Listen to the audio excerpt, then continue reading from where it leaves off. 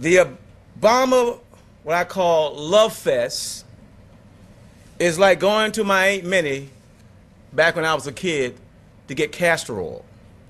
Now, some of you may not be old enough to know what castor oil is like, but it is the most repulsive, revolting thing that you could give a child.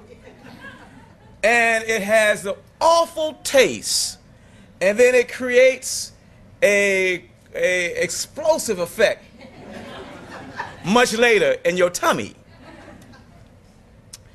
Now, I had a cousin actually who ran away from home to keep from taking castor oil. This is true. But everybody sent their children to Aunt Minnie in my neighborhood in Norfolk, Virginia, to take castor oil, because she would put sugar cubes in it, then she squeezed some lemon into your mouth, and then you would get ice cream sandwiches and Pepsis. And so that kind of took away the whole thing of the bitter taste of castor oil. But later that night, believe me, and to some effect, this is what's happening, I think, with the Obama administration. We still have a corrosive situation going on. It's still a bitter pill when it comes to civil liberties and civil rights. But we're sedated with the fact of the, yes, we can, and change is coming and things of that nature. So I just want to quickly, as I said, I promised that I would be in my speech like Elizabeth Taylor was with all of her marriages. This won't be long. So let me just lay out some action items, I think, because it's better to light a candle than curse the darkness. So I want to lay out some action items in terms of some things that I think that we can do. And I think the first thing, again, that we can do is not to give this president and his officials a pass for failure to change the old policies, which are now his policies. I think also we must see, when we talk about surveillance, we must see it in a much broader context. Often we don't see airport profiling and watch lists as a form of surveillance, but it is. They go, as I travel to Egypt, I meet with political dissidents and other places throughout the Muslim world. For these, for many of these despot regimes in which our tax dollars, uphold, Egypt being one of them. And I'm stopped. So consequently, I can't carry any documents given to me by dissidents, trade unionists, and other opposition in the area. My phone is requested to download whatever is in my phone, so I take a cheapie with me, All of these type of things represent a form of surveillance. Data mining through the fusion centers is a serious form of surveillance, for it takes the information from Islamophobes and others, and they send it through a network of law enforcement from the federal, state, and local level, often prompting especially local sheriffs and local law enforcement who may have a decent relationship with the local Muslim community now to be suspicious. And the one that we were able to obtain for Virginia, it says that our organization, our mosque, our Boy Scouts and Girl Scout troops, our Muslim student associations are nothing but a conspiracy to overthrow the Constitution and establish Sharia. This is being promoted and propagated through Homeland Security's, our tax dollars, through the fusion centers. And this is what law enforcement sees. This kind of garbage in and garbage out. So that's another form. Also, collaboration, and this is something that's newly happened, and if I would, just allow me, because I want to give you the correct information here. But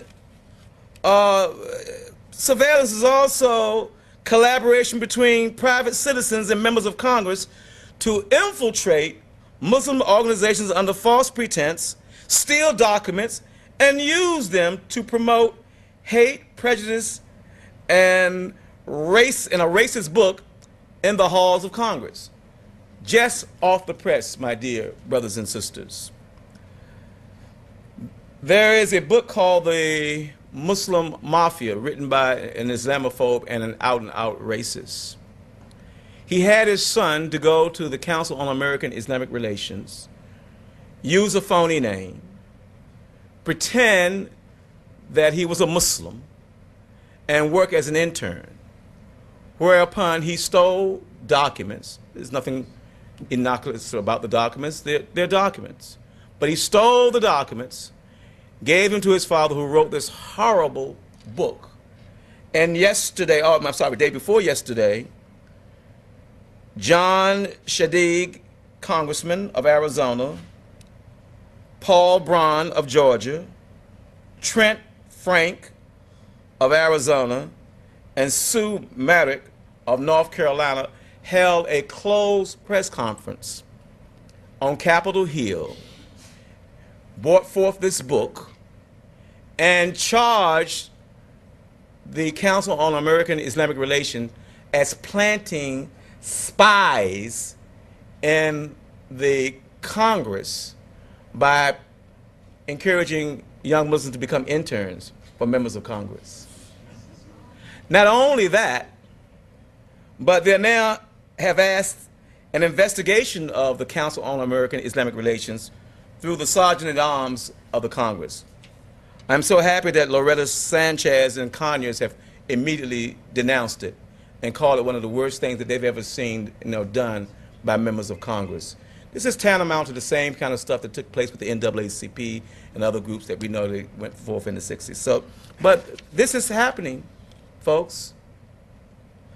Also, we must see surveillance also in the eye of having a foreign government through its embassy or its general counsel office in Boston work.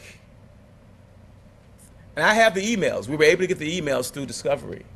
Work with known Islamophobes and other, as the young people call, haters, to attempt to do a hit piece to try to deny the Muslim citizens of Boston their First Amendment right to build a mosque.